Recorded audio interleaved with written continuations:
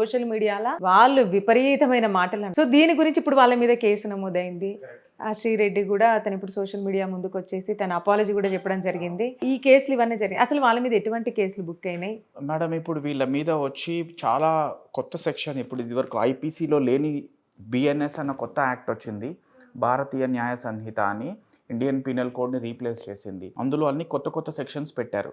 అందులో ఒక కొత్త సెక్షన్ ఏంటంటే ఆర్గనైజ్డ్ క్రైమ్ అంటారు. ఎప్పుడైతే ఇద్దరు కానీ ఎక్కువ వ్యక్తులు కానీ ఇలాంటి ఆర్గనైజ్డ్ క్రైమ్కి పాల్పడతారో అప్పుడు ఈ సెక్షన్ అట్రాక్ట్ అవుతుంది. దీనికి లైఫ్ ఇంప్రిజన్మెంట్ ఉంది. చాలా డేంజరస్ సెక్షన్. ఇదివరకు వచ్చి మనకి మకోకా యాక్ట్ అని ఒకటి ఉంది. నార్మల్గా ఇప్పుడు మనకి మహారాష్ట్రలో ఢిల్లీ పోలీస్ వాళ్ళు ఇన్వోక్ చేస్తారు. అందులో బెయిల్ దొరకదు అనమాట. మినిమం 1 to 5 years దాకా బెయిల్ దొరకదు, జైల్లోనే పెడతారు. అవన్నీ తీసుకొచ్చి ఆ స్ట్రింజెంట్ సెక్షన్స్ అన్ని కూడా ఇందులో పెట్టడం జరిగింది. ఇది మన ఆర్గనైజ్డ్ క్రైమ్ లో ఎవరైతే ఇట్లా ఇదే పర్పస్ పెట్టుకొని రెగ్యులర్ గా చేస్తుంటారో వాళ్ళ మీద ఇన్వోక్ చేసే సెక్షన్ ఇది.